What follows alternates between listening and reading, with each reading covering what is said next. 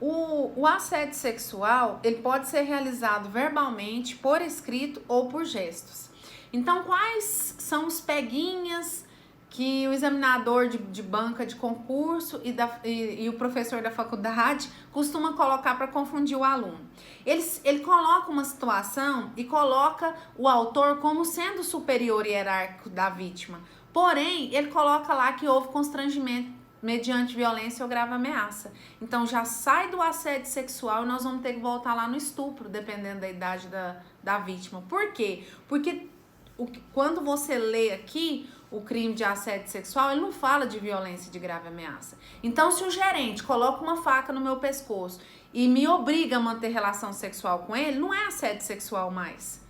Seria o quê? O estupro, porque o estupro é constranger alguém mediante violência ou grave ameaça. O assédio sexual não tem essa violência, essa grave ameaça. Ele fala constranger alguém, mas não fala em violência e grave ameaça. Ele fala o quê? Que esse sujeito ativo é um superior hierárquico em relação à vítima no ambiente laboral, ok?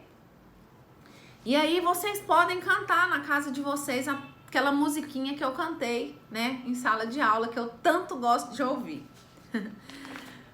Bem, tipo subjetivo aqui é o dolo, não admite a modalidade culposa.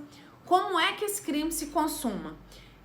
Com o ato de constranger a vítima, mesmo que seja um único ato, pois esse crime não exige habitualidade, tá?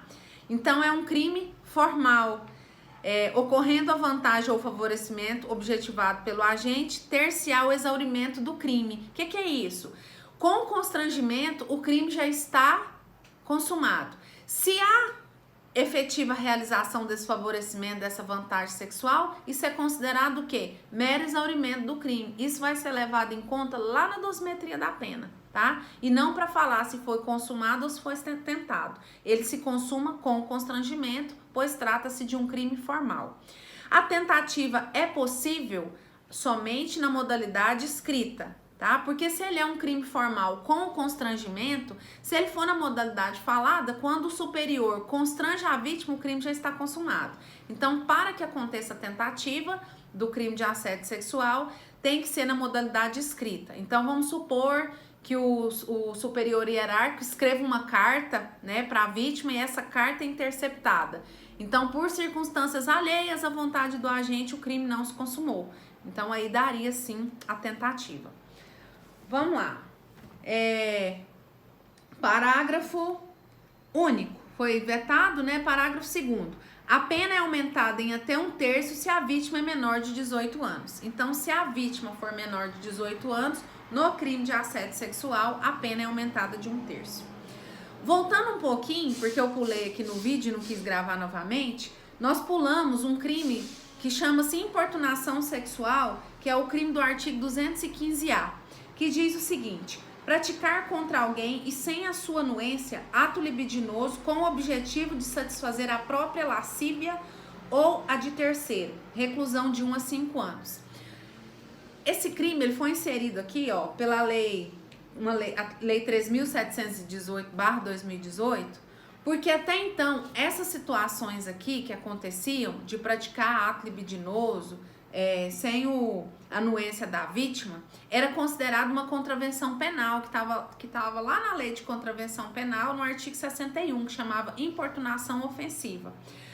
Com aquela situação daquele homem que ejaculou no ombro da mulher no ônibus, fez com que, através do princípio da adequação social, o legislador repensasse algumas condutas. E aí aquilo ali foi transformado em quê? Com aquela situação, fez o legislador repensar e foi feito, né, esse artigo aqui com base no que a sociedade vem evoluindo e vem vivendo. Então, esse crime aqui da importunação sexual, ele fala praticar contra alguém e sem sua anuência ato libidinoso, com o objetivo de satisfazer a própria lascívia ou de terceiro. Não fala aqui em constrangimento e nem fala em conjunção carnal.